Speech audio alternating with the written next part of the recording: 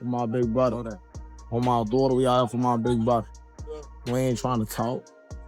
So don't worry. We gonna get it. Right. We gonna walk the niggas. In a span of just a few years, we lost some of the greatest young rappers to ever touch a mic. Juice WRLD, Mac Miller, Lil Peep, all gone too soon. But for every artist we lost, there are others who ended up standing at the exact same edge and somehow made it back, or are still standing there right now. Some overdosed and nobody heard about it. Some are sitting on more money than most people will see in a lifetime and somehow ended up broke. Some had their whole career derailed by decisions made before their brain was even done developing. Today we're going through 4 of those stories, and once you see them side by side, you'll notice the same pattern showing up every single time. Let's get into it. We're starting with Kodak Black. This is a kid who grew up in the Golden Acres projects in Pompano Beach, Florida, raised by a single Haitian immigrant mother, no father in the picture. By middle school, he'd already been expelled for fighting and arrested for auto theft. He once said his only real options growing up were sell dope or rap. That's not a metaphor, that's the actual choice he was working with before he was 15, and there was no guidance counselor or safety net stepping in to offer a third option. He chose rap, and he was genuinely brilliant at it, teaching himself vocabulary from a dictionary to sharpen his bars, recording at local studios, getting noticed by Drake before he'd even signed a deal. His debut album hit number 3 on the Billboard 200 at 19. He built his own label from scratch, platinum record after platinum record. But the trauma that built him never actually got addressed. It just got money thrown at it. Legal trouble followed him for years, including charges that hung over him from 2016 all the way to 2021. Then a federal gun charge and prison time, eventually commuted by a presidential pardon. Somewhere in the middle of all of it, dependency on opioid painkillers crept in, and it built quietly for years before he addressed it publicly in 2024, admitting to a level of daily use that shocked even his own longtime fans, and expressing real regret over lyrics he felt had glorified that lifestyle. He's had real moments of progress since. Stretches of sobriety he was visibly proud of, promises to change, vows to stop performing songs that triggered dark feelings. But he's also said, on camera, responding to a fan who missed his sober era, "I'm too young to die sober." That single line tells you everything about how far this still has to go. In 2026, he's touring. He's dropped a new album. The streaming numbers look fine from the outside. But the people around him, the ones with the most to lose if he doesn't get real help, still haven't forced that conversation.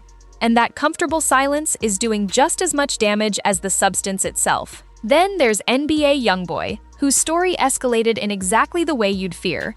Raised by his grandmother in Baton Rouge after his father caught a 55-year prison sentence before YoungBoy was even born, he became a father himself at 16, the same year he caught his first felony charge for firing shots at 2 men.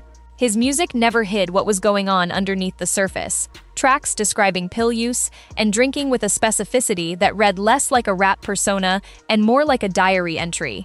While under house arrest at his Utah property, he was photographed lying on the ground next to prescription pills, with a caption about not answering his phone when it rang.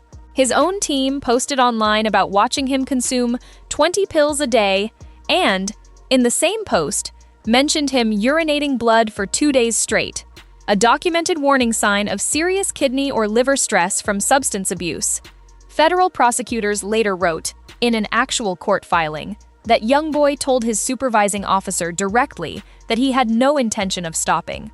47 days later, he was arrested on 63 felony counts tied to an alleged prescription fraud ring, allegedly built specifically to keep supplying that same habit.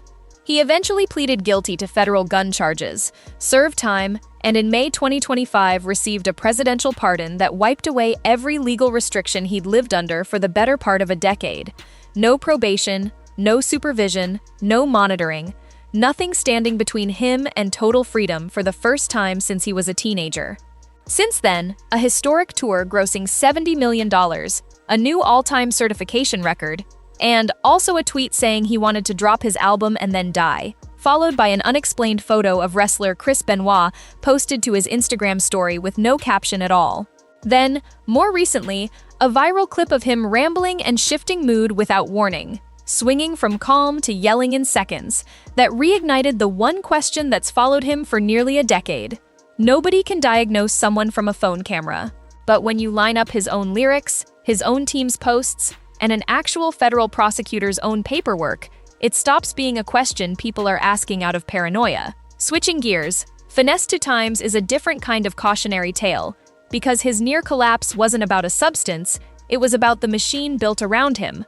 Coming up out of Memphis, a city with zero patience for anything fake, he built real, earned credibility the hard way, grinding for years before the wider world ever heard his name, in and out of jail multiple times along the way, each stint quietly erasing months of career momentum he'd have to rebuild completely from scratch.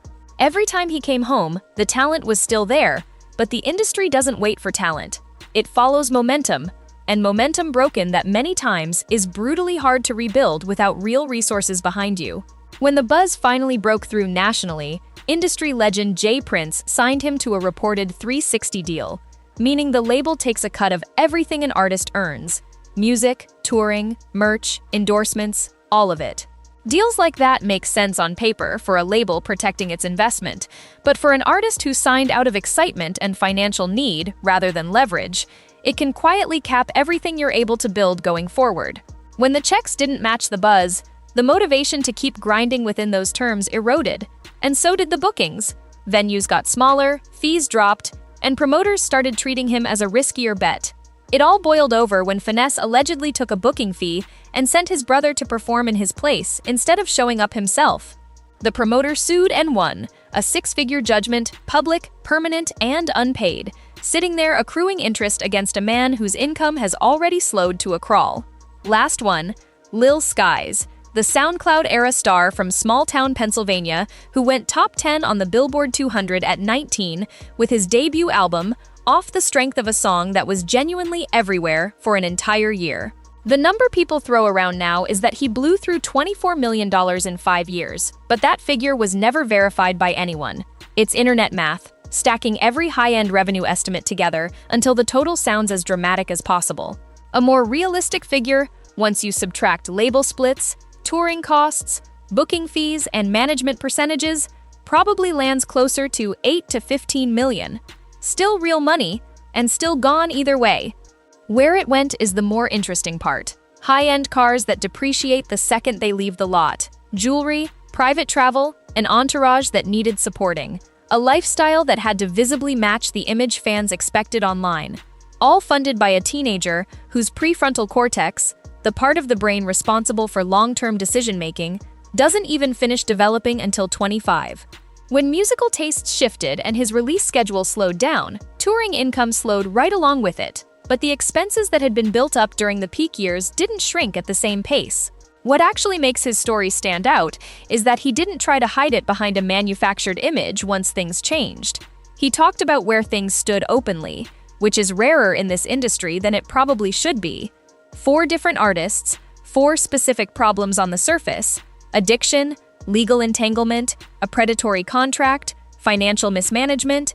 But underneath every single one of them sits the exact same root issue: enormous amounts of money and fame landing on very young people with zero infrastructure built to handle either one, inside an industry that profits either way, whether the artist is thriving or quietly falling apart behind the scenes.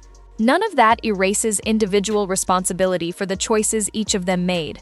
It's just the actual environment every one of these stories happened in, and it's worth understanding before you judge any one of them in isolation. So which one of these hit hardest for you?